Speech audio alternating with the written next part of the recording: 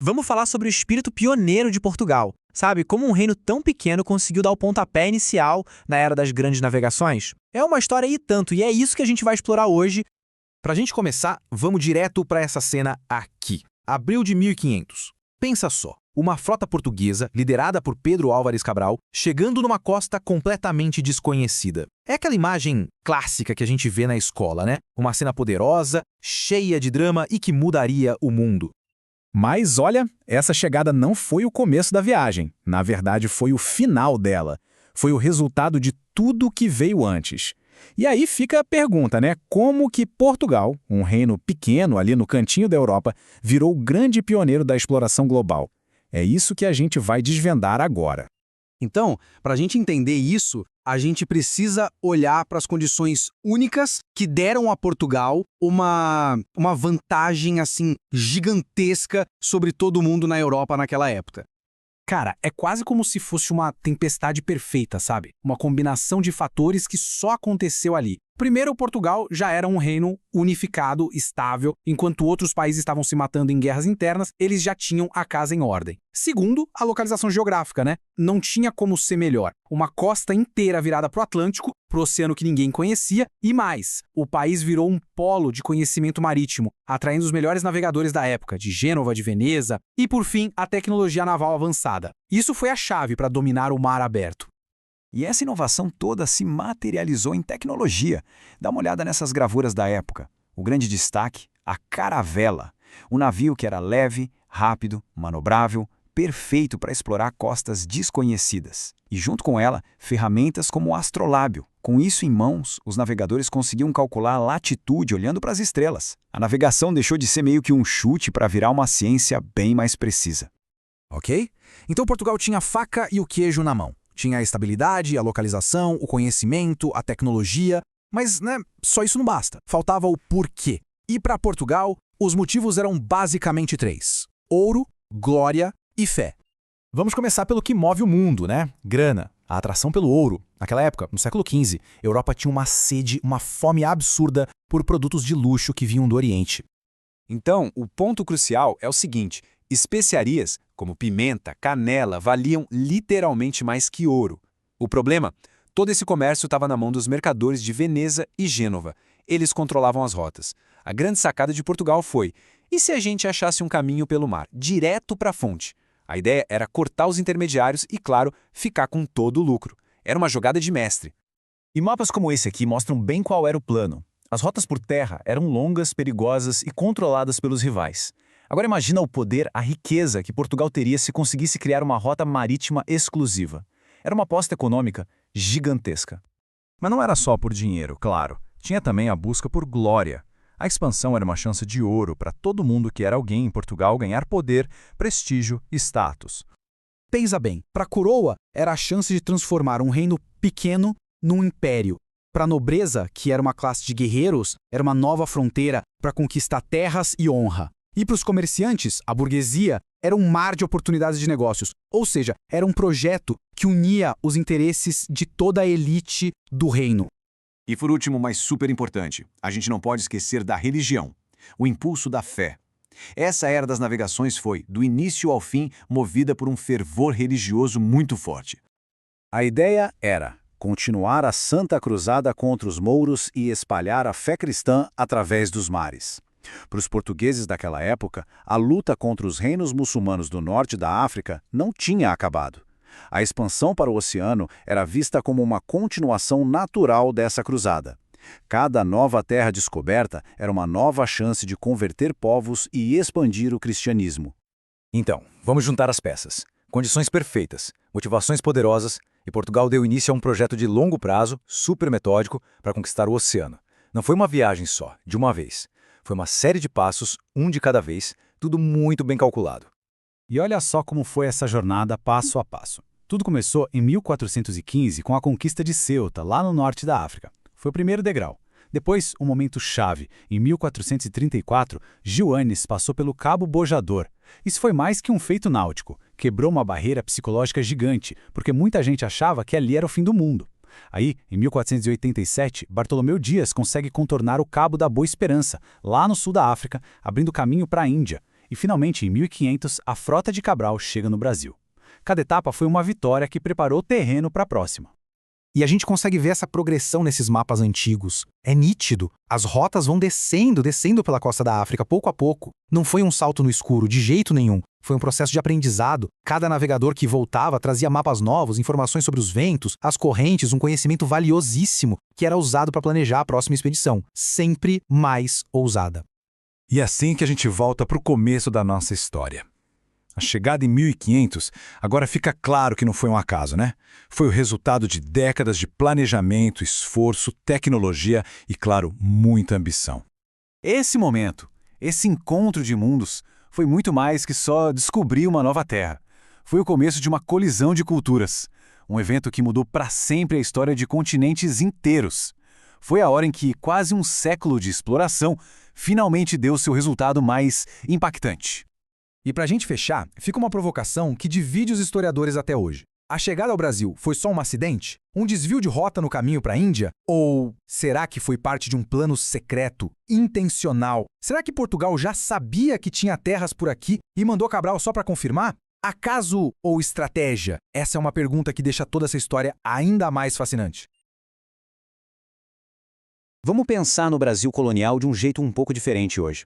Em vez de só um período da história, vamos imaginar como uma grande máquina, um sistema complexo, com engrenagens e peças, projetado com um objetivo muito claro: gerar lucro.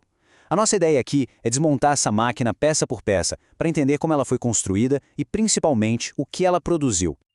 Então, vamos lá. Imagina a cena. Estamos em 1500. As caravelas portuguesas acabam de chegar num continente que, para eles, era totalmente desconhecido. A pergunta que pairava no ar era: e agora? O que fazer com essa terra imensa? Como transformar isso aqui em algo valioso, em parte de um império? Bom, toda grande construção começa com um esboço, certo? Um primeiro rascunho. E a primeira fase da colonização do Brasil foi exatamente isso. Uma tentativa de desenhar um plano inicial para esse território gigante e cheio de desafios. No comecinho, a verdade é que o interesse de Portugal era bem pequeno. O foco todo era numa única coisa: o pau-brasil. A madeira dessa árvore soltava uma tinta vermelha que valia ouro na Europa para tingir tecidos. Então era um negócio puramente extrativista. A coroa simplesmente arrendava a exploração para empresários como o famoso Fernão de Noronha. A terra em si, isso ficava para depois. Mas aí surgiu um problema. Como ocupar um litoral gigantesco e se proteger de invasores sem gastar uma fortuna? A solução que a coroa encontrou foi terceirizar. Foi assim que nasceram as capitanias hereditárias, um plano de baixo custo que basicamente entregava a conta e a responsabilidade da colonização para nobres e comerciantes. Em troca, eles recebiam lotes de terra enormes. Só que na prática, esse projeto foi um fracasso. A grande maioria das capitanias não deu certo. A distância, a falta de grana e principalmente a forte resistência dos povos indígenas foram fatais. Apenas duas realmente prosperaram, São Vicente e Pernambuco, e o sucesso delas apontavam para o futuro da colônia, o açúcar. Ali, a coroa percebeu que precisava de um sistema mais forte e mais centralizado para fazer a coisa funcionar de verdade. Ok, se o primeiro esboço falhou, qual seria o motor que Portugal instalaria nessa máquina para ela finalmente começar a gerar o lucro esperado? A resposta para essa pergunta mudou o Brasil para sempre. A solução foi o modelo de plantation, e ele se baseava em um tripé. Primeiro, o latifúndio, ou seja, propriedades de terra gigantescas, uma concentração de terra que, aliás, deixa marcas até hoje. Segundo, a monocultura, o foco total em um único produto para exportar, no caso, o açúcar. E terceiro, a peça mais brutal e essencial, a mão de obra escravizada, que era quem de fato movia toda essa estrutura. Para alimentar esse motor, era preciso combustível humano. A primeira tentativa foi escravizar os povos indígenas, mas eles resistiram bravamente e as doenças trazidas pelos europeus causaram uma mortalidade terrível. Aos olhos dos colonizadores, isso era ineficiente. A solução, do ponto de vista da lógica cruel e econômica da época, foi se voltar para a África, dando início a um dos comércios mais brutais da história, o tráfico transatlântico de pessoas escravizadas.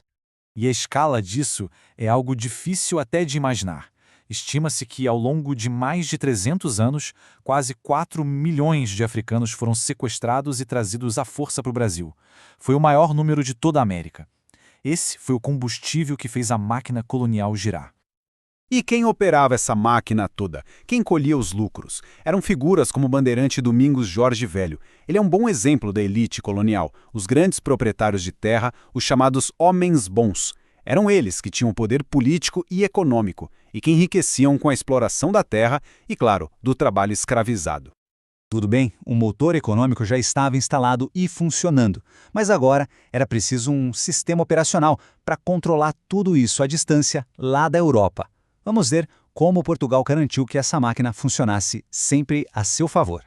Para substituir o sistema falho das capitanias, a coroa agiu em 3 frentes. Primeiro, criou o Governo Geral em 1549, centralizando o poder político lá em Salvador. Segundo, impôs um sistema econômico bem amarrado, o chamado Pacto Colonial. E terceiro, fez uma aliança estratégica com a Igreja Católica, que ajudava a manter a ordem e o controle social. Esse tal de pacto colonial era a regra de ouro do sistema. Na prática, significava o seguinte: o Brasil estava economicamente engessado. Toda a produção, principalmente o açúcar, só podia ser vendida para comerciantes portugueses. E os colonos só podiam comprar produtos que viessem de Portugal. Ou seja, todo o lucro acabava, no fim das contas, na mão da metrópole. E essa centralização foi tão eficiente, mas tão eficiente, que um padre jesuíta da época resumiu a situação perfeitamente. Ele disse que era mais fácil chegar uma mensagem de Lisboa do que de uma capitania vizinha. A colônia estava sendo conectada direto com Portugal e o poder cada vez mais concentrado nas mãos do rei. Certo, já entendemos o projeto inicial, o motor econômico e o sistema de controle. Mas qual foi o resultado disso tudo? Qual foi o produto final que saiu dessa máquina? Que tipo de sociedade ela moldou? Para entender a sociedade colonial, a gente precisa entender um conceito-chave: pureza de sangue. Não era só uma questão de ser rico ou pobre. A sua origem, a sua ascendência definia tudo. Ter sangue considerado puro, ou seja, ser branco, católico, descendente de europeus, era o passaporte para ter poder, terras e privilégios. E essa ideia criou uma pirâmide social extremamente rígida. Lá no topo, a elite branca portuguesa, os homens bons que mandavam em tudo. Logo abaixo, uma camada de mestiços, que eram pessoas livres, mas com direitos limitados. Depois, os povos indígenas, que tinham uma situação bem complexa, variando entre livres e escravizados. E lá na base, sustentando todo o resto, a imensa população de africanos escravizados, que legalmente eram considerados propriedade. E é fundamental a gente lembrar que, antes dessa máquina ser instalada, milhões de pessoas já viviam aqui. Esse retrato representa os habitantes originais, que tiveram seu mundo virado de cabeça para baixo, sendo forçados a entrar nessa nova ordem social, muitas vezes perdendo suas terras, sua cultura e, claro, sua liberdade. A interação entre todos esses grupos, muitas vezes de forma extremamente violenta, gerou um processo de miscigenação muito intenso. Novas categorias sociais foram surgindo, como os cafusos e os mamelocos. Mas, atenção, essa mistura não significava igualdade. Muito pelo contrário. Cada grupo era cuidadosamente classificado e encaixado em um lugar específico daquela hierarquia de pureza de sangue. E foi assim que a máquina colonial operou por mais de 300 anos. Com a independência, ela foi oficialmente desmontada. Mas as suas fundações, a concentração de terras, a desigualdade profunda, o racismo estrutural, uma economia que olha sempre para fora, essas bases continuam muito presentes. E aí fica a pergunta para a gente pensar: o quanto das peças e engrenagens dessa máquina original ainda estão funcionando no Brasil de hoje? Olá, vamos mergulhar hoje num dos períodos, mais turbulentos e cheios de reviravoltas da nossa história, o Primeiro Reinado. São os primeiros anos do Brasil independente, tudo sob o comando do imperador Dom Pedro I. E essa é a pergunta que vai guiar a nossa conversa. Como é que o herói da independência de uma nação inteira perde o trono em menos de 10 anos? A trajetória do Dom Pedro I, gente, é um verdadeiro drama. Tem poder, tem política, tem paixão. A gente vai desvendar juntos o que está por trás da ascensão e, claro, da queda do primeiro imperador do Brasil. Então, vamos lá. Imagina a cena, a gente está em 1822. O Brasil acaba de se declarar independente. A euforia, claro, é geral, contagiante. Mas essa euforia logo dá lugar para a dura realidade. Porque, uma coisa é gritar por liberdade. Outra, bem diferente, é construir uma nação do zero. O verdadeiro desafio, na verdade, estava só começando. É porque a independência não foi um presente, não. Foi uma conquista. E foi sangrenta. Em várias províncias, como Bahia, Cisplatina, Maranhão, o pessoal lá ainda era muito leal a Portugal.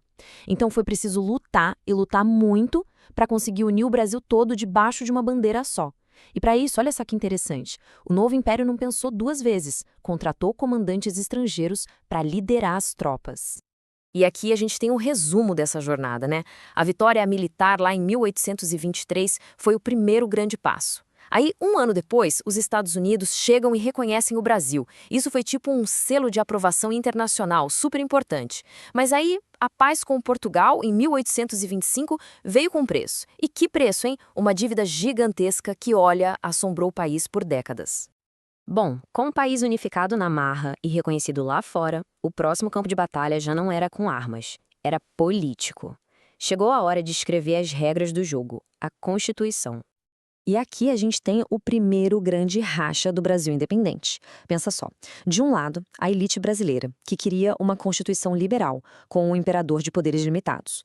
Do outro lado, Dom Pedro I, que, vamos ser sinceros, não tinha a menor intenção de ser só uma figura decorativa, né? Era uma verdadeira batalha de visões, e o futuro do Brasil estava ali, no meio disso tudo. E aí vem a jogada de mestre, ou de autoritarismo, do Dom Pedro. Ele simplesmente fecha a Assembleia e impõe a própria Constituição dele. E a joia da coroa dessa Constituição, o tal do poder moderador. Pensa nisso como uma carta coringa, um superpoder que colocava o imperador acima de todo mundo, legislativo, executivo, judiciário. Ele não era só um jogador, ele era o dono do jogo e o juiz ao mesmo tempo. Era o controle absoluto. E essa ideia de um poder neutro que fica acima dos outros, nossa, isso marcou a política brasileira por gerações, mesmo muito tempo depois do Império acabar. Claro, né? Um poder tão absoluto assim não ia ficar sem resposta. A reação veio. E veio rápido, veio violenta. O Império começou a mostrar suas primeiras rachaduras. E a primeira grande resposta a esse autoritarismo todo explodiu lá no Nordeste, a Confederação do Equador. Foi um grito por uma república, sabe? Liderado por figuras incríveis como Frei Caneca. Mas o sonho foi afogado em sangue. A repressão que veio do Império foi brutal, implacável, e deixou uma ferida no Nordeste que, sinceramente, nunca cicatrizou por completo. E como se os problemas aqui dentro já não fossem suficientes, Dom Pedro resolve arrumar uma briga lá fora. A Guerra da Cisplatina, gente, foi um fiasco, um desastre completo. O Brasil gastou um dinheiro que não tinha, perdeu milhares de vidas e, no fim das contas, perdeu o território. Foi um gol contra-espetacular que fez a popularidade do imperador, que já não era grande coisa, despencar de vez. Então, com a reputação abaladíssima pela guerra e pela repressão, o Império entra na sua fase final. É a decadência, tanto econômica quanto política. Olha esse número, menos 57%. É assustador, né? Mas o que isso significa na prática, no dia a dia? Significa que o dinheiro no bolso do povo valia menos da metade do que valia antes. O pão ficou mais caro, o aluguel subiu, tudo. Para a população, era a dificuldade batendo na porta todo santo dia. O governo estava quebrado e a culpa, claro, caía toda nas costas do imperador. E essa crise econômica foi o estopim para a crise política explodir. Dom Pedro parecia cada vez mais focado nos problemas de Portugal, sabe? E ele vivia cercado pela sua panelinha de conselheiros portugueses. Com isso, a desconfiança só crescia. Para muitos brasileiros, a independência começava a parecer uma piada de mau gosto. A pergunta que ecoava nas ruas era uma só. Afinal, quem governa este país? São os brasileiros ou são os portugueses?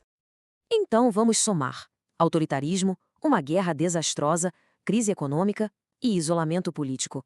O palco estava montado, faltava só o ato final do imperador. Os últimos meses foram um verdadeiro turbilhão. Era briga com a imprensa todo dia, a treta com os políticos era constante, e as ruas do Rio de Janeiro viraram um campo de batalha. Aconteceram episódios como a famosa Noite das Garrafadas, com brasileiros e portugueses se atacando com pedras, cacos de vidro, uma loucura. Completamente isolado, sem apoio do exército, sem apoio da elite, Dom Pedro estava encurralado. Só restava uma única saída. E então, na madrugada do dia 7 de abril de 1831, a decisão foi tomada. Dom Pedro I assinou a sua abdicação. Foi um gesto pensado, calculado, para evitar o pior cenário de todos, uma guerra civil que poderia simplesmente rasgar ao meio a nação que ele mesmo ajudou a criar. No fim, ele abriu mão do trono para talvez salvar o Brasil, um sacrifício que mudou a nossa história para sempre. E o que veio a seguir é simplesmente inacreditável. Ao abdicar, Dom Pedro não passou o poder para um general, para um político experiente, nada disso. Ele deixou o gigantesco Império do Brasil para o seu herdeiro direto, seu filho, um menino de apenas 5 anos de idade. Imagina só, o destino de uma nação inteira agora nas mãos de uma criança. O Brasil estava literalmente à beira do abismo. Então, Dom Pedro foi para o exílio, deixando para trás um império à beira do colapso e uma criança para governar. A abdicação não trouxe a paz que se esperava, muito pelo contrário. Ela abriu as portas para uma nova tempestade, o período regencial, uma das eras mais caóticas e incertas da nossa história. E a pergunta que ficou no ar foi: um menino conseguiria usar a coroa? Bom, mas essa já é uma outra história. Olha, tem uma década na história do Brasil que é simplesmente explosiva, mas que muita gente acaba passando batido, o período regencial. A gente está falando de um tempo, ali entre 1831 e 1840, em que o país quase, mas quase mesmo deixou de existir. Tudo isso por causa de uma única pergunta que precisava de uma resposta urgente. E a pergunta é essa aí. O que, afinal de contas, mantém um país unido? E essa questão para aquele Brasil do século XIX não era nada teórica, não. Era uma questão de sobrevivência. A nação foi jogada numa situação em que precisava encontrar uma nova cola para se manter de pé, ou corria o risco de se quebrar em 1000 pedaços. Vamos entender como tudo isso começou? O estopim de tudo está aqui. Imagina a cena. No meio de uma crise política gigantesca, Dom Pedro I simplesmente abdica do trono e volta para Portugal. E ele deixa para trás o filho dele, Pedro de Alcântara, uma criança de 5 anos. De um dia para o outro, o Brasil tinha um herdeiro, mas não tinha quem governasse. Abriu-se um vácuo de poder imenso e perigoso. E é exatamente aí que a nossa história começa. Porque a partida do imperador não foi só um drama de família, não. Foi uma crise constitucional que balançou as estruturas do país, que ainda era muito jovem, né? A solução que encontraram na época foi a regência. A Constituição já previa isso. Se o imperador não pudesse governar, um grupo de regentes assumiria no lugar dele. Só que essa solução temporária, na verdade, só mudou o foco do problema. A pergunta deixou de ser quem é o imperador e passou a ser, tá, mas quem manda de verdade no Brasil? E isso, claro, abriu as portas para uma disputa ferrenha pelo poder. E no meio dessa confusão toda, de toda essa incerteza, um grupo político enxergou uma oportunidade de ouro. Os liberais, como eram chamados, avançaram com um projeto super ousado. A ideia deles era basicamente redesenhar o mapa do poder no Brasil. E o coração desse projeto liberal era a tal da autonomia provincial. A lógica era a seguinte: o poder estava concentrado demais lá no Rio de Janeiro, e isso era a causa de todos os problemas do país. A solução? Descentralizar. Simples assim. Dar mais liberdade, mais poder de decisão para as províncias se virarem sozinhas. E o grande momento desse projeto, a joia da coroa, digamos assim, foi o famoso Ato Adicional de 1834. E isso aqui não era uma leizinha qualquer, não. Era uma mudança profunda nas regras do jogo. Na prática, era uma tentativa de transformar o Brasil em algo mais parecido com uma federação, mais flexível, menos amarrada ao poder central. E essa transferência de poder foi bem concreta, viu? As províncias passaram a ter suas próprias assembleias, ou seja, podiam criar leis locais. Elas também ganharam mais controle sobre os impostos e, para completar, o ato extinguiu o Conselho de Estado, que era visto como um símbolo do poder autoritário do imperador. Foi uma aposta, e uma aposta bem alta na liberdade. Só que essa aposta toda na liberdade teve consequências inesperadas e violentas. Em vez de trazer paz e harmonia, a descentralização acabou soltando umas forças que o governo central simplesmente não conseguiu mais controlar. O Brasil estava prestes a pegar fogo. E aqui está a grande ironia desse período. A tentativa de dar mais autonomia para, em tese, acalmar as tensões locais acabou fazendo o contrário.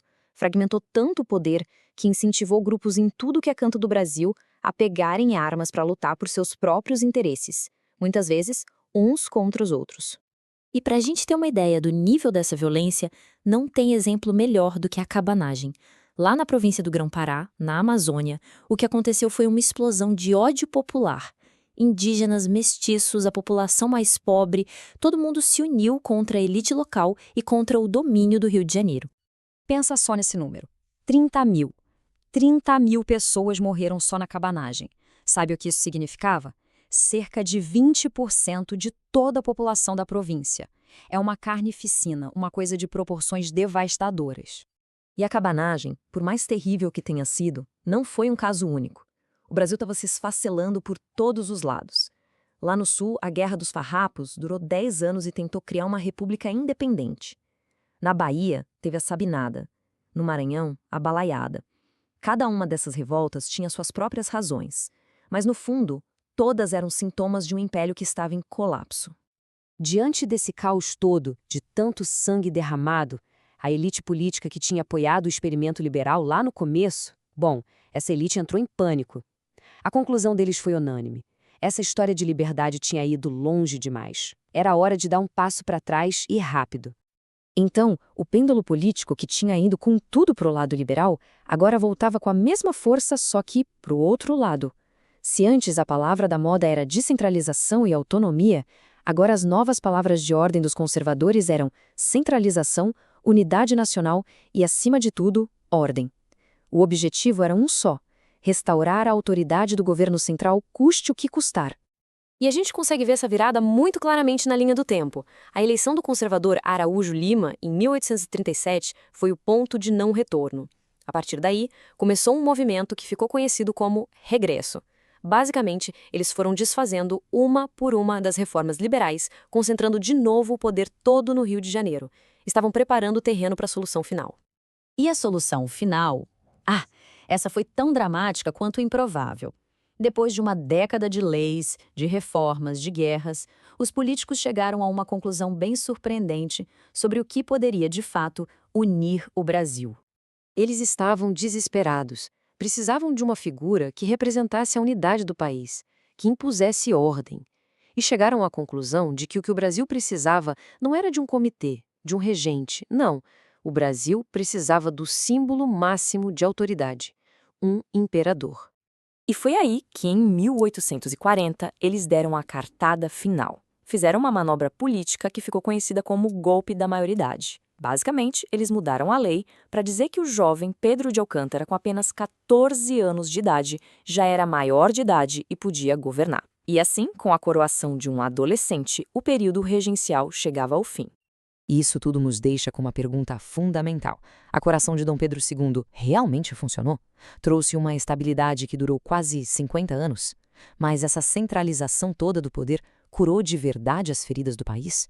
Ou será que ela só escondeu os problemas debaixo do tapete, adiando uma explosão que, mais cedo ou mais tarde, seria inevitável? Essa é a herança complicada que a regência deixou para a gente pensar.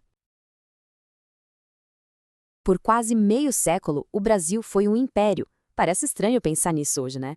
Uma ilha de estabilidade, com um monarca e tudo, num continente cheio de repúblicas vivendo no caos.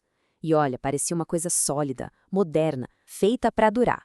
Mas, por baixo dessa fachada dourada, a estabilidade toda dependia de um arranjo político super engenhoso, de um único produto de exportação e de uma instituição, bem, brutal, que no fim das contas, selou o destino do império. Para a gente entender como essa era dourada chegou ao fim, a gente precisa primeiro entender como tudo isso começou. Para sacar o que foi o Segundo Reinado, a gente precisa voltar um pouquinho lá para a década de 1830. Depois que o primeiro imperador, Dom Pedro I, abdicou, o Brasil mergulhou num caos total. Esse período, conhecido como período regencial, foi uma época de revoltas sangrentas em várias províncias, uma instabilidade política tão grande que o país corria um risco real de se despedafar. A elite política da época estava, assim, desesperada por uma solução. E a solução que eles encontraram foi bem radical. Em julho de 1840, eles fizeram uma manobra política que ficou conhecida como golpe da maioridade.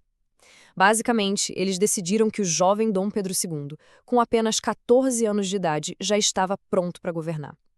A grande aposta era que a figura de um imperador, mesmo sendo um adolescente, conseguiria unir a nação e botar ordem na casa. E quer saber? Por um bom tempo essa aposta deu muito certo. Ok, então, com o garoto no trono, como é que se garante a ordem? Bom, as elites políticas da época construíram uma máquina sofisticada para fazer exatamente isso. O objetivo era bem simples: centralizar o poder e manter a paz, custe o que custar. A política da época era dominada por dois grandes partidos, o liberal e o conservador. Mas como dizia um político famoso, Não tinha nada mais parecido com um conservador do que um liberal quando chegava ao poder. Eles tinham até apelidos, Luzias e Saquaremas. No fim das contas, os dois representavam os interesses da mesmíssima elite, os grandes donos de terra e de escravos. As diferenças eram mais de fachada do que qualquer outra coisa. A briga de verdade não era sobre ideologia, mas sobre quem ia controlar a máquina do Estado e, claro, o dinheiro, garantindo que a estrutura de poder, que era baseada na terra e na escravidão, continuasse igualzinha. E o que fazia essa máquina toda funcionar? Era um mecanismo único na Constituição chamado poder moderador. Pensa nele como a chave mestra do imperador. Com ela em mãos, Dom Pedro II podia demitir ministros, dissolver a Câmara dos Deputados, basicamente quando ele quisesse. E isso criou uma coisa que a gente chama de parlamentarismo às avessas. Ou seja, em vez do parlamento sustentar o governo, era o imperador que escolhia o primeiro-ministro.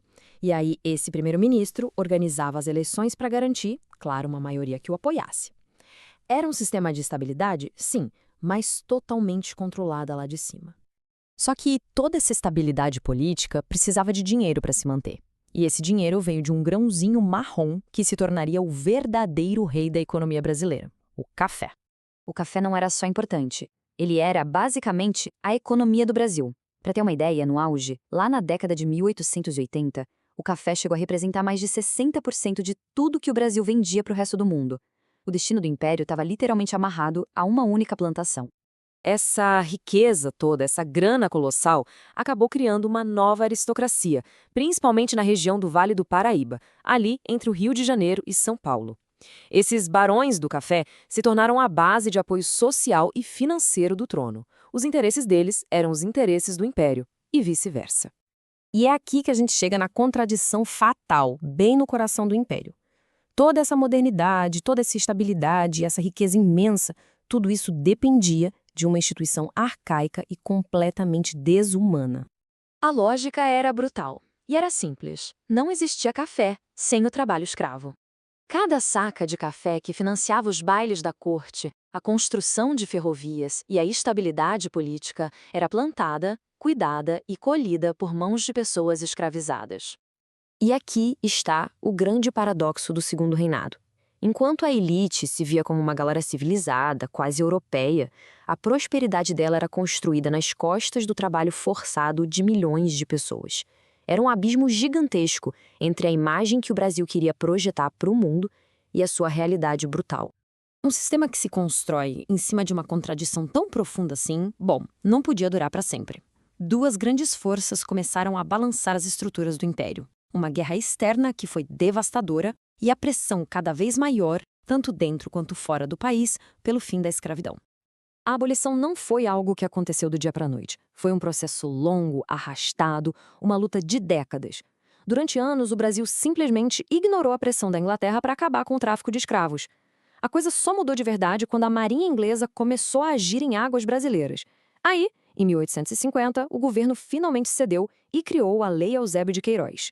A partir dali, a fonte de novas pessoas escravizadas secou, e a pressão interna por leis que fossem acabando com a escravidão aos poucos, como a do ventre livre, se tornou impossível de segurar, até chegar na abolição total. E, ao mesmo tempo que tudo isso acontecia, o Brasil se meteu no conflito mais sangrento da história da América do Sul. A Guerra do Paraguai foi uma vitória para o Brasil e seus aliados, sim, mas o custo humano e financeiro foi gigantesco. E o mais importante, ela mudou o país para sempre. A guerra deixou duas erranças que transformaram tudo. Primeiro, uma dívida gigantesca que abalou as finanças do império. Segundo, e talvez mais importante, um exército muito maior e mais profissional. Os oficiais que voltaram da guerra se sentiam deixados de lado pela elite política. Influenciados por novas ideias, eles passaram a ver a monarquia e a escravidão como coisas que estavam atrasando o progresso do Brasil. Então, o cenário estava montado. De um lado, um exército descontente.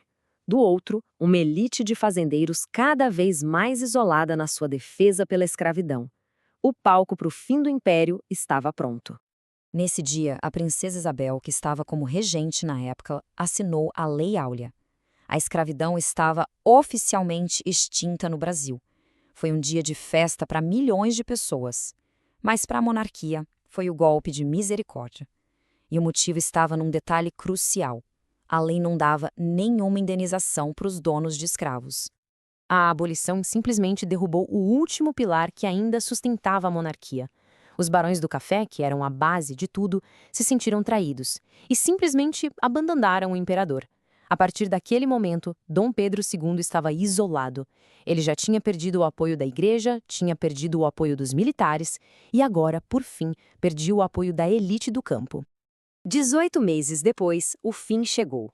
Foi um golpe militar, rápido, sem derramamento de sangue, liderado pelo Marechal Deodoro da Fonseca. O imperador foi deposto e a república foi proclamada. Dom Pedro II e sua família foram mandados para o exílio. E assim, de forma quase silenciosa, o longo segundo reinado tinha acabado. O império caiu, mas deixou um legado bem complicado. A abolição, por exemplo, não veio com nenhuma política para integrar os ex-escravizados na sociedade. E o poder? Bom, o poder continuou nas mãos da mesma elite de fazendeiros que agora ia comandar a república. E isso deixa uma pergunta no ar, né? Ao derrubar a coroa, será que o Brasil mudou mesmo as suas estruturas mais profundas ou só trocou a fachada do poder? Olá! Em 1889, o Brasil virou uma página importante da sua história. A monarquia caiu, a república nasceu e com ela veio um vento de mudança, uma promessa de um futuro brilhante. Mas, como a gente vai ver nessa análise, a distância entre o que se prometeu e o que realmente aconteceu foi enorme. Vamos explorar como essa história se desenrolou. Olha, essa imagem captura perfeitamente o espírito daquele momento. A República aparece aí como essa figura feminina, sabe? Uma personificação da esperança, da liberdade, de um novo começo. A queda do Império foi vista como o fim do atraso e o início de uma nova era de ordem, progresso e modernidade para o Brasil. Era uma promessa e tanto. E é exatamente aqui que a nossa história começa. A pergunta central que a gente vai investigar é essa. O que aconteceu quando essa promessa enorme encontrou a realidade complexa do Brasil? A nova república realmente entregou a modernização e a democracia que o povo esperava? Ou a história foi um pouquinho diferente? Para a gente entender a realidade, primeiro a gente precisa entender qual era a promessa. A nova república não surgiu do nada, né? Ela foi moldada por ideias filosóficas e políticas muito fortes daquela época. Vamos ver que ideias eram essas que deram o tom do novo regime. A ideologia que deu o tom de tudo foi o positivismo. Aquela frase na nossa bandeira, ordem e progresso, não está ali por acaso. Ela veio direitinho dessa filosofia. A nova elite, formada por militares e civis, acreditava que para o Brasil se modernizar de verdade, era preciso impor uma ordem social bem rígida e um governo forte, guiado pela ciência. Com as ideias definidas, era hora de colocar tudo isso na lei. A Constituição de 1891 foi o documento que estabeleceu as regras do jogo da nova república, definindo os direitos e deveres do Estado e dos cidadãos. Vamos ver como isso funcionou na prática. Agora, o que é fascinante nesse slide é o contraste. Na teoria, no papel, a Constituição era super moderna. Inspirada no modelo dos Estados Unidos, ela estabelecia os 3 poderes, executivo, legislativo e judiciário, o federalismo e a separação entre igreja e Estado. Parecia perfeito. Mas a prática foi bem diferente. O voto era só para homens alfabetizados com mais de 21 anos, o que já excluía a imensa maioria do povo. E o ponto crucial é este: o voto não era secreto. Isso abriu um espaço gigantesco para controle e fraude. O resultado? Como a gente vê aqui, em 1906, menos de 6% da população participou da eleição presidencial. Era uma democracia para muito poucos. Então, se a Constituição não era a verdadeira fonte do poder, de onde ele vinha? A resposta estava na economia, mais especificamente no café. Esse arranjo ficou conhecido como a política do café com leite. Era um pacto informal, mas que funcionava que era uma beleza entre as elites dos 2 estados mais poderosos, São Paulo, o gigante do café, e Minas Gerais, o maior colégio eleitoral do país. Basicamente, eles combinavam quem seria o próximo presidente, revezando o poder entre si e garantindo que os interesses deles estivessem sempre em primeiro lugar. Essas imagens aqui ilustram essa conexão de forma brilhante. De um lado, o motor da economia, os sacos de café, que eram a riqueza do Brasil para o mundo. Do outro, o centro do poder político, onde as decisões eram tomadas. Durante a República Velha, a linha que separava esses 2 mundos era, na prática, invisível. E como o governo protegia essa elite? Através de políticas como a valorização do café. Quando tinha produção demais e os preços lá fora ameaçavam cair, o governo federal entrava em cena, com dinheiro público, e comprava o café que sobrava. Para quê? Para estocar e forçar os preços a subirem de novo. Ou seja, o Estado garantia o lucro dos fazendeiros enquanto socializava o prejuízo. Mas como as elites de São Paulo e Minas garantiam os votos para manter esse sistema funcionando no país inteiro? A resposta estava lá na base, no controle do poder local. Vamos dar um zoom para ver como essa engrenagem fundamental operava. Esse sistema era o coronelismo. O coronel era um grande dono de terras, o chefe político da região, que controlava a vida de todo mundo. Ele não era necessariamente um militar de carreira, mas tinha um poder imenso baseado na terra, na violência e principalmente numa rede de troca de favores. Isso é o que a gente chama de clientelismo, a troca de bens e serviços por apoio político. Vamos ver como essa engrenagem funcionava. Primeiro, o coronel oferecia benefícios, um emprego, um remédio, proteção contra a polícia. Em troca, na época da eleição, ele cobrava a fatura, o voto. E como o voto era aberto, não tinha como escapar. Esse era o famoso voto de cabresto. Esses votos controlados localmente eram somados para eleger os governadores que, por sua vez, apoiavam o presidente escolhido pela política do café com leite. Era um sistema perfeitamente amarrado, de baixo para cima. E a fraude era algo generalizado. Como o voto não era secreto, a intimidação era comum. Listas de eleitores eram manipuladas e existem vários relatos de que até os mortos eram incluídos para garantir o resultado certo. Isso mostra bem o abismo que existia entre a promessa de democracia e a realidade da república. Mas enquanto essa estrutura política toda engessada dominava o país, uma transformação social gigantesca estava acontecendo, impulsionada justamente pela economia do café. Pensa só nesse número, 3,8 milhões. Entre 1887 e 1930, quase 4 milhões de imigrantes chegaram ao Brasil. É gente pra caramba! Essa onda migratória, uma das maiores do mundo na época, foi estimulada pela necessidade de mão de obra nas lavouras de café, principalmente depois da abolição da escravatura. E de onde vinha essa gente toda? Como o gráfico mostra, a maioria vinha da Europa. Os italianos formaram o maior grupo, seguidos por portugueses e espanhóis. Eles vieram em busca de oportunidades, fugindo da pobreza e das crises em seus países, e acabaram mudando para sempre a cara do Brasil. E aqui a gente viu os rostos por trás dos números. Famílias inteiras que cruzaram o oceano com a esperança de uma vida melhor.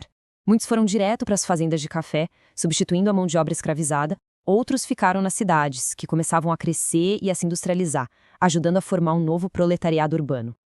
Bom, estamos chegando ao fim da nossa análise e fica bem claro que a República Velha foi um período de contradições enormes. Vamos só resumir o que a gente viu. De um lado, a promessa de modernização, que de fato aconteceu em certa medida, as cidades cresceram, as primeiras indústrias apareceram, mas a realidade é que o poder político continuou concentrado nas mãos de uma pequena elite. A promessa era de uma nação de cidadãos com direitos, mas a realidade foi a exclusão da maioria da vida política. E, por fim, a promessa de progresso econômico para o Brasil se traduziu num sistema que beneficiava, acima de tudo, os barões do café. Foi progresso sim, mas a pergunta que fica é, progresso para quem? E, para terminar, deixo esta reflexão. Essas estruturas de poder como o clientelismo, as desigualdades sociais e regionais profundas, essa tensão entre os interesses de uma elite econômica e as necessidades da população, o quanto disso tudo que a gente viu na República Velha ainda parece ecoar no Brasil de hoje. É algo para se pensar. Obrigado por nos acompanhar nesta análise.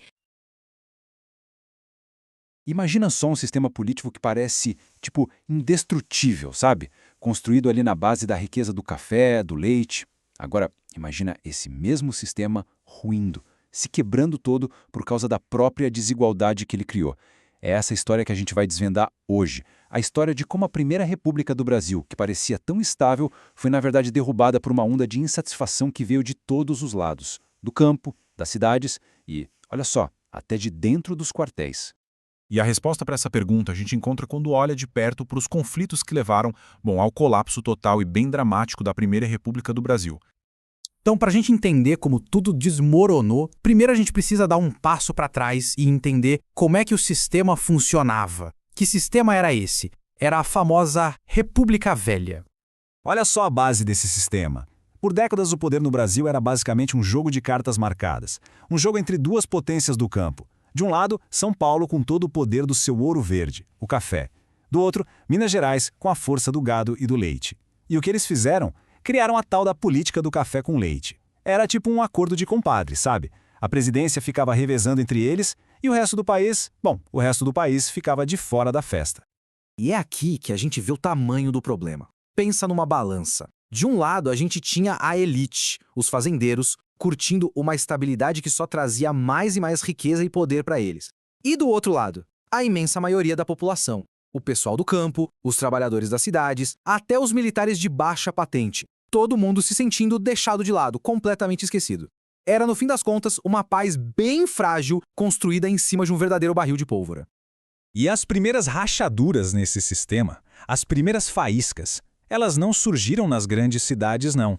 Elas vieram de longe, lá do sertão, do interior do Brasil. Essa revolta no campo tinha basicamente duas caras bem diferentes. De um lado, era a fé misturada com desespero, e daí surgiam os movimentos messiânicos. Figuras carismáticas como o famoso Padre Cícero apareciam prometendo salvação, e claro, atraiu milhares de pessoas que já não tinham mais esperança nenhuma na política. Agora, do outro lado, a briga era bem mais pé no chão e muito mais sangrenta. Eram conflitos violentos por terra, por condições de trabalho minimamente decentes. O grande exemplo disso foi a Guerra do Contestado. E aqui está o ponto central. Não importa se a motivação era a fé ou a fome, se era para garantir um lugar no céu ou um pedaço de terra para plantar. A mensagem no final era uma só. O campo estava pegando fogo. Não era só gente reclamando baixo. Era uma rebelião de verdade contra um sistema que oprimia e esquecia essa população. Ok? Então o campo estava fervendo. Mas ao mesmo tempo, as cidades, que não paravam de crescer, também estavam chegando no seu limite. Estavam prestes a explodir. E essa seria uma pressão de um tipo novo, muito mais organizada. Olha só essa imagem. Ela é impressionante. Isso aí é a Greve Geral de 1917 em São Paulo. Imagina a cena. Pela primeira vez na história, o coração industrial do Brasil simplesmente parou. E quem fez isso acontecer?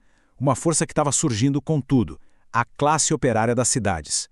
Muitos deles eram imigrantes europeus que trouxeram na bagagem novas ideias sobre organização, sobre luta por direitos. Eles mostraram na prática que o poder não estava só com os reis do café. E a luta deles não era só por mais dinheiro no bolso, não. As exigências eram por algo bem mais básico, bem mais profundo. Dignidade. Coisas como uma jornada de 8 horas de trabalho, o fim do trabalho infantil, o direito de poder se organizar em sindicatos. Para aquela época, gente, isso era revolucionário. Eram ideias que vinham lá da Europa e que não queriam só um remendo aqui ou ali. Elas sonhavam com uma sociedade totalmente diferente. Então a gente tinha pressão vindo do campo, pressão vindo das cidades, mas a coisa não parava por aí. Talvez a ameaça mais perigosa de todas para a República Velha estava surgindo de um lugar que ninguém esperava, de dentro dos próprios quartéis. É aí que surge o tenentismo. Era um movimento de oficiais jovens, tenentes mesmo, que olhavam para o Brasil e se viam como os salvadores da pátria. Eles viam a política da época e só enxergavam corrupção, gente pensando no próprio bolso, um atraso gigantesco. Na cabeça deles, o Brasil precisava de uma faxina, de uma modernização na marra. E claro, eles acreditavam que eram os únicos capazes de fazer isso. E durante toda a década de 1920, esses tenentes não ficaram só no discurso, não. Eles partiram para a ação. Foi uma rebelião atrás da outra. Começou lá no Forte de Copacabana, no Rio, depois tomaram São Paulo por semanas, eles desafiaram o governo de peito aberto. E mesmo que eles tenham perdido as batalhas no campo militar, politicamente o estrago estava feito. Eles mostraram para todo mundo que o governo era fraco, e para muita gente eles viraram um símbolo de esperança, a luz no fim do túnel contra a velha oligarquia. Mas o ponto mais alto, a grande saga do tenentismo, foi a lendária Coluna Prestes. Tenta imaginar a cena. Um pequeno grupo de rebeldes marchando sem parar pelo interiorzão do Brasil. Eram como um fantasma que o exército do governo simplesmente não conseguia pegar. Comandados por Luiz Carlos Prestes, eles viraram muito mais do que só uma ameaça militar. Eles se tornaram um símbolo poderoso de que era possível resistir. E provaram que aquele controle todo que o governo dizia ter sobre o país era pura ilusão. 24 mil quilômetros. Gente, é muita coisa, é uma distância difícil até de imaginar. Essa marcha inacreditável não só deixou o exército do governo exausto. Ela fez mais do que isso. Ela foi espalhando a semente da revolução pelos cantos mais esquecidos do Brasil. A cada passo que a coluna dava, o poder da República Velha ia se desmanchando um pouquinho mais.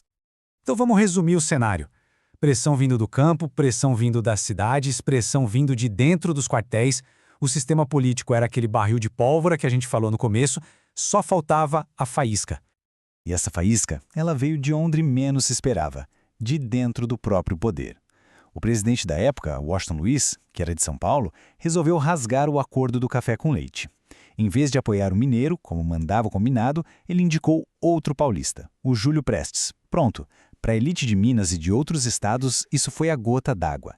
A traição que eles precisavam para chutar o balde, romper com o sistema e procurar novos parceiros. E aí foi um dominó caindo atrás do outro. O pacto quebrado criou a oposição, a Aliança Liberal, que lançou Getúlio Vargas. Veio a eleição e, como todo mundo já esperava, foi cheia de fraude. Deu o candidato de governo, Júlio Prestes. Mas aí veio o estopim de verdade, o assassinato de João Pessoa, que era o vice na chapa do Vargas. O crime nem tinha a ver diretamente com a política nacional, mas não importava. Foi a desculpa perfeita. A indignação tomou conta do país, uniu todo mundo que era contra o governo e deu o sinal verde que faltava para a revolução começar. E aí? A panela de pressão estourou de vez. O movimento armado tomou o país, varreu a velha elite do poder e colocou um nome novo no comando, Getúlio Vargas. Um nome que ia dominar a política brasileira por muito, muito tempo. A era da República do Café com Leite tinha oficialmente acabado. A Revolução de 1930 foi, sem dúvida, o fim de uma era. Mas a grande pergunta que fica é, o que veio depois? Um novo Brasil de verdade ou só os velhos problemas com uma roupa nova? Será que a chegada do Vargas ao poder realmente mudou a vida dos trabalhadores, dos camponeses, dos tenentes, de toda essa gente que arriscou tudo querendo mudança? Pois é, essa é uma pergunta bem complicada e as respostas para ela ajudam a explicar o Brasil que a gente conhece hoje. Vamos falar hoje de uma das figuras mais complexas, polêmicas e, sem dúvida, transformadoras da história do Brasil, Getúlio Vargas. O período de 15 anos em que ele esteve no poder, de 1930 a 1945, conhecido como a Era Vargas, basicamente virou o país de cabeça para baixo, redefinindo a política, a economia e a sociedade brasileira. E aqui que a história começa a ficar interessante, porque esse é o grande paradoxo que define o governo dele. Vargas chegou prometendo modernizar, prometendo justiça social, mas o projeto dele foi consolidado na base do autoritarismo. Como uma coisa levou a outra? Então, bora entender essa história. Para a gente entender como Vargas chegou ao poder, primeiro a gente precisa dar uma olhada em como era o Brasil antes dele, na época da chamada República Velha. Era a famosa política do café com leite. O que isso significava? Que o poder ficava o tempo todo trocando de mãos entre as elites do café de São Paulo e os grandes fazendeiros de Minas Gerais. Eles controlavam tudo, a presidência, o Congresso, e o resto do país ficava só assistindo. Acontece que a crise de 1929, lá nos Estados Unidos, agiu como um terremoto aqui no Brasil. O preço do café, que era a base de toda a nossa economia, simplesmente despencou. Aquele acordo político que sustentava a República Velha se desfez. E aí novos grupos, como os militares e a classe média das cidades que estavam crescendo, começaram a exigir mudanças. O palco estava prontinho para uma grande virada. E quem soube aproveitar esse momento de crise como ninguém foi um político gaúcho chamado Getúlio Vargas. E olha, esse ponto é fundamental. A chegada do Vargas ao poder com o apoio dos militares não foi uma simples troca de presidente. Foi, na verdade, o pontapé inicial de um projeto ambicioso e longo, de 15 anos, para centralizar o poder e literalmente redesenhar a nação inteira. A estratégia do Vargas para se firmar no poder tinha, digamos, duas fases. Primeiro, vamos ver o lado do agrado, de como ele conseguiu apoio popular, o que a gente pode chamar de a cenoura. Vargas foi muito inteligente nisso. Ele criou o Ministério do Trabalho, algo inédito, e instituiu as primeiras leis trabalhistas de verdade no país, como a jornada de 8 horas, direito a férias, coisas que hoje a gente acha normal, mas que na época foram uma verdadeira revolução. E foi também no governo dele que as mulheres conquistaram direito ao voto. Com essas medidas, ele ganhou uma popularidade imensa e o famoso apelido de pai dos pobres. Mas, como a gente disse, para cada cenoura tinha um porrete. Vargas foi absolutamente implacável com qualquer um que ousasse desafiar o seu poder. Essa linha do tempo mostra bem a escalada. Ele não pensou duas vezes antes de usar a força para eliminar a oposição, viesse de onde viesse. Primeiro, ele derrotou as velhas oligarquias, representadas por São Paulo. Depois, esmagou a esquerda comunista. E, por fim, neutralizou a direita fascista. Um por um, todos foram tirados do caminho. E essa luta contra São Paulo em 1932 não foi um conflito pequeno, não. Foi a maior guerra civil do Brasil no século XX. Isso mostra bem até onde Vargas estava disposto a ir para impor a autoridade do governo federal sobre os estados. A escala do conflito foi enorme. Não foi uma simples revolta. Os dois lados usaram tudo que tinham à disposição: propaganda no rádio, aviões de reconhecimento, mobilização de tropas. No fim, Vargas venceu militarmente, e o resultado foi um Brasil com o poder muito mais centralizado em suas mãos. Com todos os rivais derrotados, Vargas deu o passo final para consolidar seu poder de forma absoluta.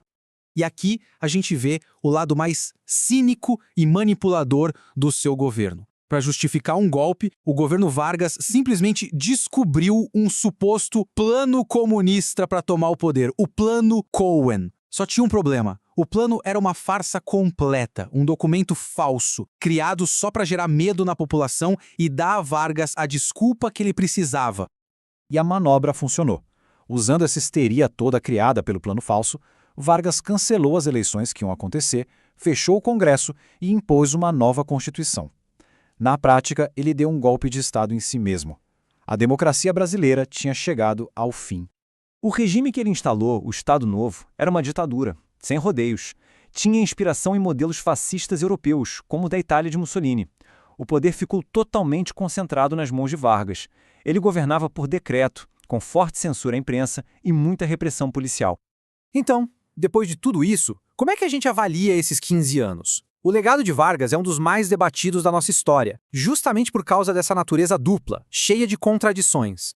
E essa tabela resume bem o dilema. De um lado temos o modernizador, o cara que criou leis trabalhistas e que deu um empurrão na indústria do país. Do outro, o ditador, que destruiu as instituições democráticas e perseguiu quem pensava diferente. E o mais complexo é que as duas faces são Getúlio Vargas. A Hera Vargas joga essa pergunta na nossa cara, né? É aceitável sacrificar a liberdade política em nome de desenvolvimento econômico e social? A história do Vargas é um estudo de caso perfeito sobre essa troca tão complicada. Porque é inegável que o Brasil que saiu de 1945 era muito diferente e em vários aspectos mais moderno do que o de 1930. A estrutura industrial e os direitos sociais que ele implementou são pilares do nosso país até hoje. Só que o preço disso foi muito alto. A centralização do poder e o desrespeito pelas liberdades democráticas criaram um precedente perigoso na política brasileira, uma herança sombria que se estenderia por décadas. E essa é a questão final que fica. As marcas da era Vargas, tanto as boas quanto as ruins, ainda são muito visíveis no Brasil de hoje. A pergunta que continua no ar é: o progresso que foi alcançado justificou os meios autoritários que foram usados? Essa é uma resposta que até hoje continua a dividir o país. Olá! Hoje a gente vai mergulhar em um dos períodos mais intensos e, mais importantes da história do Brasil, a Quarta República. Foram quase 20 anos ali, entre 1945 e 1964. É uma história de muita esperança, de muita ambição, mas que no fim acabou em colapso. E para guiar nossa análise, em uma pergunta que paira sobre tudo isso: como afinal uma democracia morre? Vamos encarar essa história quase como uma investigação, tentando entender as peças que levaram a esse desfecho. Olha só isso. De um lado o que a gente vê: o povo na rua, a democracia pulsando, o barulho da multidão. Do outro, o silêncio dos tanques. Essa tensão entre a vontade popular e o poder militar é o que define essa era. O que estava em jogo era pesado desde o comecinho. Então, de onde a gente parte? Do fim da ditadura do Estado Novo do Getúlio Vargas. Foram 15 anos de um regime bem autoritário. Em 1945, o Brasil queria um recomeço, sabe? E esse sentimento de esperança se materializou na Constituição de 1946, que era a base para esse novo experimento democrático. E nesse novo cenário, o tabuleiro político tinha basicamente 3 grandes forças. De um lado, o que a gente pode chamar de herdeiros do Vargas, o PSD, que era o partido das elites do campo e da indústria, e o PTB, que era o partido dos trabalhadores urbanos, a base popular do getulismo. E do outro lado, contudo, vinha a UDN, uma oposição liberal ferrenha, anti-Vargas até a alma. E aí, acontece o que parecia impensável. Getúlio Vargas, o ex-ditador, volta ao poder. Só que dessa vez não foi na força não, foi no voto. Ele foi eleito democraticamente, carregado pelo povo, dando início ao seu último e sem dúvida, mais caótico mandato. A agenda do Vargas vinha com tudo. Ele apostou forte no nacionalismo econômico e o grande símbolo disso foi a criação da Petrobras. Ao mesmo tempo, ele ampliava os direitos dos trabalhadores. Bom, essas medidas populistas, como eram vistas, criaram uma tensão gigantesca com os setores conservadores, com a imprensa e principalmente com os militares. E a pressão virou um cerco. Uma crise política explodiu depois de um atentado contra o maior inimigo dele, o jornalista Carlos Lacerda. Com pedidos de renúncia vindo de todo lado e a ameaça de um golpe militar batendo na porta, o Brasil inteiro prendeu a respiração em agosto de 1954. E a resposta dele não veio em um discurso, veio numa carta. E a última frase dessa carta ecoaria para sempre na nossa história. Saio da vida para entrar na história. O suicídio de Vargas foi um choque. O país parou. A comoção popular foi algo gigantesco, como os registros da época mostram. Aquele ato transformou a imagem dele, de político cercado por polêmicas, a um verdadeiro mártir. Isso evitou um golpe imediato, mas deixou o Brasil rachado ao meio. Bom, depois de toda essa turbulência, o Brasil parece que respirou aliviado.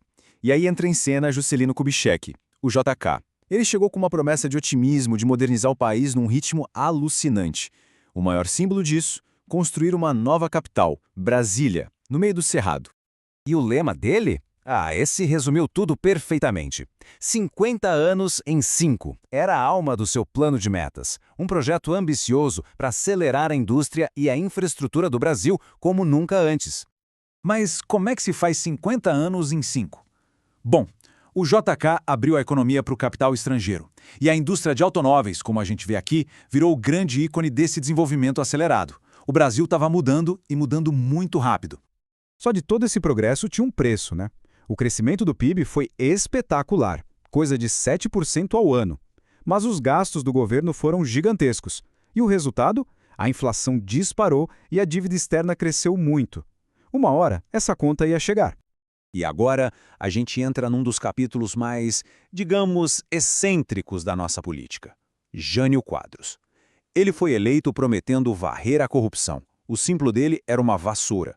Mas o governo dele foi uma bagunça. E, de repente, para surpresa de todo mundo, ele renunciou, com apenas 7 meses de mandato.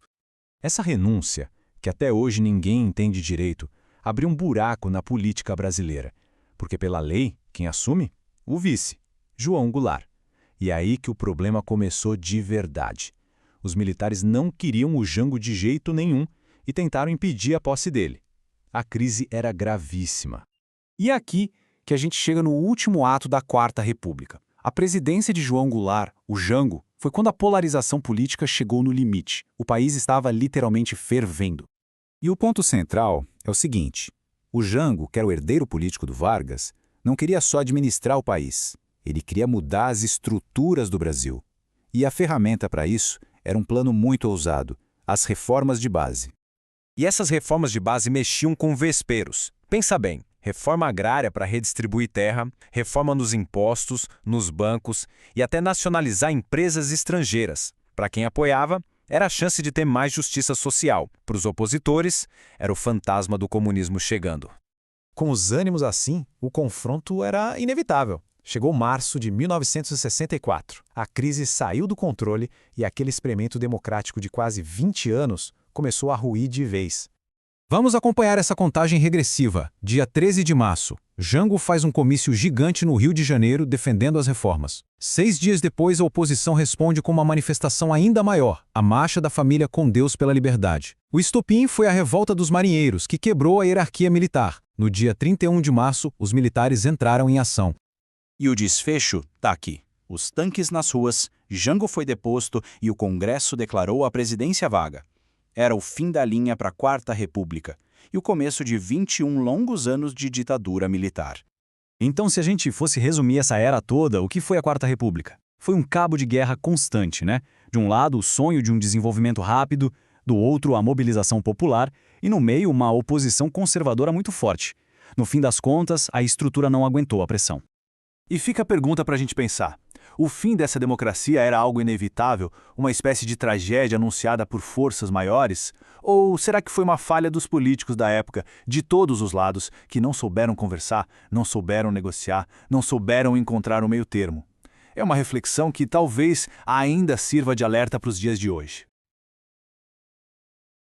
Vamos mergulhar num período de 21 anos, entre 1964 e 1985, em que o Brasil foi governado por um regime militar. E olha, essa época transformou o país para sempre. Foi um tempo de uma repressão brutal, mas também de um crescimento econômico impressionante. Um tempo de silêncio forçado e, ao mesmo tempo, de uma resistência muito corajosa. Para a gente entender o Brasil de hoje, é simplesmente fundamental olhar para essa história tão complexa e entender como tudo aconteceu. Para entender o golpe, a gente precisa voltar um pouquinho no tempo, lá para 1964. O Brasil estava vivendo uma crise, assim, gigantesca. O governo do presidente João Goulart, o Jango, lidava com uma inflação altíssima e uma polarização política que estava no limite. Setores bem poderosos da sociedade, sabe? Classe média, empresários, parte da Igreja Católica, eles tinham muito medo das reformas de base que o Jango queria fazer. Para eles, aquilo era o caminho para o comunismo. E esse medo levou milhões de pessoas para as ruas, em protestos como essa Marcha da Família com Deus pela Liberdade que a gente está vendo. A principal pauta era uma só: pedir uma intervenção militar para restaurar a ordem. E é aqui que a gente chega na imensa contradição desse período. Como é que o movimento que, na teoria, nasceu para salvar a democracia, acabou dando origem a um dos regimes autoritários mais longos da América do Sul? Essa é a pergunta central que a gente vai tentar responder agora. Para a gente conseguir entender essa história toda, nosso caminho vai ter 5 paradas, tá? A gente começa com o golpe, claro. Depois, vamos passar pelos anos de repressão e resistência. Aí a gente analisa o surpreendente milagre econômico, acompanha a lenta abertura política e, finalmente, chega no retorno à democracia. Bom, tudo começa no dia 31 de março de 1964. As Forças Armadas se movimentam, o presidente Jango é forçado a se exilar e os militares tomam o poder. E a primeira coisa que eles fazem, e isso é crucial, é controlar a narrativa. Eles não chamaram de golpe de jeito nenhum. Para eles, foi uma revolução, algo necessário para livrar o Brasil da corrupção, da desordem e, claro, da ameaça comunista. A principal ferramenta que o novo regime usou para se legitimar foi o tal do ato institucional, mais conhecido como AI. O que era isso? Basicamente, eram decretos com poder de constituição, ou seja, permitiam que os militares passassem por cima do Congresso e do Judiciário. Era a base legal de todo o regime autoritário. O AI-1, o primeiríssimo deles, já mostrou a que veio. Ele foi esperto, manteve a Constituição de 1946 para dar uma aparência de normalidade, mas ao mesmo tempo concentrava poderes absurdos no executivo. Podia cassar mandatos, suspender direitos políticos e, o ponto mais importante de todos, estabeleceu a eleição indireta para presidente. Foi assim que o general Humberto de Alencar Castelo Branco virou o primeiro presidente do regime. Na prática, o AI-1 criou uma ditadura com cara de legalidade. A troca de presidentes, com a saída de Castelo Branco e a entrada de Costa e Silva em 67, marcou uma mudança fundamental. O Castelo Branco era de uma ala vista como mais moderada, que talvez imaginasse uma intervenção mais curta. Já o Costa e Silva, ele era o rosto da linha dura, que defendia um regime bem mais longo e repressivo. A chegada dele ao poder preparou o terreno para o que viria a ser o período mais sombrio da ditadura. E essa mudança de poder nos leva direto para o endurecimento do regime. Esse período, que vai mais ou menos do final de 1968 até meados dos anos 70, ficou conhecido como os Anos de Chumbo. É uma metáfora bem forte, né? E ela representa a violência e a repressão do Estado que atingiram níveis sem precedentes. O marco zero desse endurecimento foi o Ato Institucional número 5, o infame AI-5, decretado em dezembro de 68. Ele veio como uma resposta a protestos de estudantes e a uma oposição que crescia no Congresso. Na prática, o AI-5 foi um golpe dentro do golpe. Ele simplesmente aniquilou o que ainda restava de garantias democráticas no país. E aqui a gente vê a dimensão desse poder. O presidente podia fechar o Congresso, cassar mandatos, suspender o habeas corpus para crimes políticos. Basicamente, não havia mais nenhum limite para o poder do Estado. A censura virou regra e a tortura se tornou uma ferramenta sistemática contra os opositores. Foi justamente em resposta a essa repressão brutal que surgiram grupos de resistência armada, como o ALN e o MR8, que partiram para a luta de guerrilha contra o regime. Agora, a história tem uma reviravolta. Paradoxalmente, o auge da repressão, que foi durante o governo do general Emílio Garrastazu Médici, coincidiu com um período de crescimento econômico espetacular. Foi chamado Milagre Brasileiro, que se tornou a grande ferramenta de propaganda e legitimação do regime. Olha, os números eram realmente impressionantes. O PIB do Brasil crescia, em média, mais de 10% ao ano, chegando a inacreditáveis 14% em 1973. Esse crescimento foi impulsionado por grandes obras como a Transamazônica e por muito capital estrangeiro. Isso criou uma onda de otimismo, um ufanismo que ajudou a dar apoio popular ao regime e, claro, a mascarar a violência que acontecia nos porões.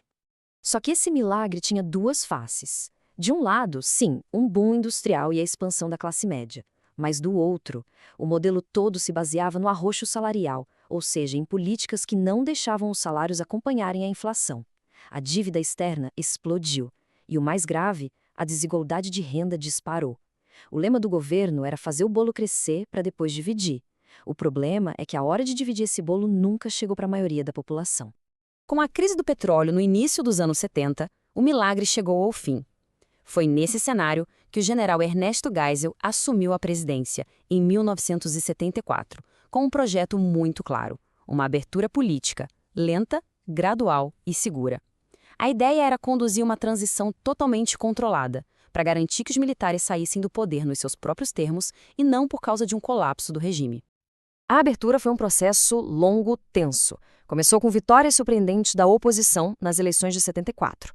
Um passo decisivo foi a revogação do AI-5, lá em 1978. No ano seguinte, veio a Lei da Anistia, que se tornou um marco bem ambíguo. Por um lado, trouxe de volta os exilados, o que foi ótimo, mas por outro, garantiu impunidade aos agentes da repressão. E essa é uma questão que reverbera no Brasil até hoje.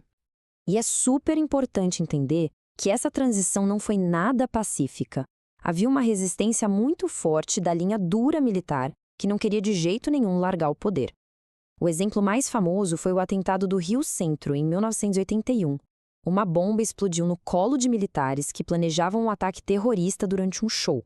A ideia era culpar a esquerda e reverter a abertura. O plano deu errado, mas mostrou as perigosas divisões que existiam dentro do próprio regime. A fase final da transição foi impulsionada pela sociedade civil. A insatisfação com a crise econômica e o desejo imenso por liberdade política acabaram culminando em um dos maiores movimentos populares da história do Brasil. Esse foi o movimento Direta Já. Em 1984, milhões de pessoas em todo o país foram para as ruas exigir uma coisa: o direito de votar diretamente para presidente. Os comícios, como este que a gente vê na imagem, reuniram multidões gigantescas em São Paulo, no Rio de Janeiro e em várias outras capitais. Era um clamor popular inegável pela democracia plena. Apesar dessa pressão popular imensa, a emenda das Diretas Já não passou no Congresso. A transição acabou acontecendo de forma indireta mesmo. Em janeiro de 85, um colégio eleitoral escolheu Tancredo Neves, um político civil moderado, como presidente. Mas num desfecho trágico, completamente inesperado, Tancredo ficou muito doente e morreu antes de assumir. Seu vice, José Sarney, assumiu a presidência. E, ironicamente, coube a um ex-apoiador do regime militar a tarefa de selar o fim da ditadura. E esse aqui é o último presidente militar, João Figueiredo, o mesmo que conduziu a abertura. A famosa frase dele de que preferia o cheiro dos cavalos ao cheiro do povo talvez seja a ilustração perfeita do distanciamento final entre o regime e a vontade da nação que eles governaram por 2 décadas. O Brasil finalmente voltou à democracia em 1985, mas essa transição deixou marcas muito profundas. Então a questão que fica no ar é: de que maneira as heranças daquele período, da violência de Estado, da concentração de renda, das tensões políticas, ainda influenciam o Brasil em que a gente vive? Essa é uma reflexão fundamental para entender o país hoje. Olá! Vamos voltar para a década de 1980. O Brasil vivia um momento de imensa esperança e, ao mesmo tempo, de um perigo enorme. Pensa só, depois de 21 anos, a ditadura militar finalmente chegava ao fim. Só que a nossa nova democracia, ela já nasceu doente, sabe? Com uma doença bem grave, uma inflação completamente fora de controle que ameaçava destruir tudo. Vamos entender melhor como o governo Sarney encarou essa crise. E a pergunta que não queria calar no Brasil era essa: como é que se salva um país da hiperinflação? E não era só uma questão de economia, não. Era uma questão de sobrevivência para o nosso regime democrático que tinha acabado de nascer. Precisava de uma solução, e uma solução drástica e rápida. E aqui está a dimensão do problema. 223,8%. Essa foi a inflação anual que o presidente Sarney herdou em 1984. É difícil até de imaginar, né? É como se todos os preços do país mais do que triplicassem em um único ano. Era uma espiral caótica que empobrecia todo mundo dia após dia. Pois é, e a pessoa que ficou encarregada de resolver essa crise gigantesca nem sequer foi eleita diretamente para ser presidente. O José Sarney era o vice na chapa do Tancredo Neves, que era o grande herói da redemocratização. Só que, numa verdadeira tragédia nacional, o Tancredo ficou muito doente um dia antes da posse e acabou falecendo, e isso empurrou um presidente totalmente inesperado para o poder.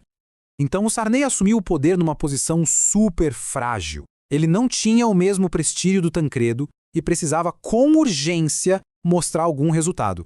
Tinha que conquistar a confiança do país e provar que a nova democracia era, sim, capaz de resolver os problemas das pessoas. E a resposta para toda essa pressão veio de uma forma, assim, bombástica. No dia 28 de fevereiro de 1986, o governo anunciou o que a gente pode chamar de uma terapia de choque na economia. Um plano ousado, radical, que iria parar o Brasil. O famoso Plano Cruzado. O grande inimigo que eles queriam derrotar era a tal da inflação inercial. É um nome complicado, mas a ideia é simples. Pensa num carro que continua andando mesmo depois que se tira o pé do acelerador. No Brasil era isso. Os preços subiam hoje porque todo mundo já esperava que eles fossem subir amanhã. Era um ciclo vicioso que se alimentava sozinho. E para quebrar esse ciclo, o plano veio com um ataque em 3 frentes. Primeiro, uma moeda nova, o cruzado, cortando 3 zeros para dar uma ideia de recomeço. Segundo, e essa era a parte principal, o congelamento total e imediato de todos os preços. Parar a inércia na marra. E terceiro, uma proteção para o trabalhador, o gatilho salarial. Se a inflação voltasse a subir, os salários seriam reajustados automaticamente. O efeito inicial foi elétrico. O Brasil inteiro foi pego por uma onda de euforia, de otimismo. E o mais interessante é que a população não ficou só assistindo, não. Ela virou protagonista dessa história. E por um tempo, deu muito certo. Pela primeira vez em anos, as pessoas iam no supermercado e os preços estavam iguais. O poder de compra aumentou da noite para o dia. E aí, claro, os brasileiros correram para comprar de tudo. Carro, eletrodoméstico, viajar, parecia um verdadeiro milagre econômico. E aqui vem o ponto-chave. O presidente foi para a TV e convocou cada cidadão a se tornar um fiscal do Sarney. As pessoas pegavam tabelas de preços e saíam pelas ruas denunciando lojas e supermercados que aumentassem os preços ilegalmente. Isso criou um sentimento de união nacional muito forte contra a inflação. Só que o sonho durou pouco. A mesma euforia que fez o plano decolar acabou plantando a semente da sua própria destruição. O milagre começou a virar pesadelo. Mas afinal, o que deu errado? Basicamente, o plano foi vítima do próprio sucesso. Com preço congelado e dinheiro no bolso, todo mundo quis comprar. A demanda explodiu, só que a produção não acompanhou. O resultado? Produtos essenciais como carne e leite começaram a sumir. Desabastecimento. Para piorar, o governo, de olho nas eleições de 1986, segurou o congelamento até onde deu. Assim que as eleições passaram, a conta chegou. A bomba explodiu. A inflação voltou pior do que antes, e a crise se aprofundou tanto que o Brasil teve que declarar moratória da dívida externa. Esse quadro aqui resume perfeitamente a situação. A promessa de inflação zero virou desabastecimento. A estabilidade de preços deu lugar ao mercado negro gigantesco. E a confiança nacional virou fumaça no meio do retorno da hiperinflação e de uma crise internacional seríssima. Mas, olha que interessante. Enquanto a economia estava naufragando, uma vitória histórica e duradoura estava sendo construída nos bastidores. O maior legado do governo Sarney não foi na economia, mas sim na política. Em 1988, com a economia em frangalhos, o Brasil ganhava seu alicerce mais importante, uma nova Constituição. Ela foi apelidada de Constituição Cidadã, justamente por ser uma resposta direta aos anos de autoritarismo. Ela garantiu a liberdade de expressão, protegeu minorias e, num gesto histórico, reconheceu os direitos dos povos indígenas. Foram os pilares do Brasil democrático que a gente conhece hoje. Então, no fim das contas, o ponto central é este. O governo Sarney é um grande paradoxo. Foi um fracasso estrondoso na luta contra a inflação, mas ao mesmo tempo foi um sucesso fundamental para consolidar as nossas instituições democráticas. A economia quase quebrou o país, é verdade, mas foi nesse período que a democracia brasileira fincou suas raízes mais profundas. E isso tudo nos deixa com uma reflexão final que, sinceramente, continua muito atual. A experiência do Brasil naquela época levanta uma pergunta que vale para qualquer país. Até que ponto uma democracia, ainda mais uma jovem e frágil, consegue sobreviver a uma crise econômica tão devastadora? É uma questão que ecoa até hoje, não só aqui no Brasil, mas em muitas nações pelo mundo. Olá! Hoje a gente vai mergulhar em uma das transformações mais impressionantes e, ao mesmo tempo, complexas da história recente: a metamorfose do Brasil. Estamos falando de uma mudança radical que aconteceu em apenas 30 anos, ali entre 1950 e 1980. Para a gente ter uma ideia do tamanho dessa mudança, é como se o país tivesse virado de cabeça para baixo. Pensa só, em 1950, o Brasil era essencialmente um país rural. A grande maioria das pessoas, quase 2/3, vivia no campo.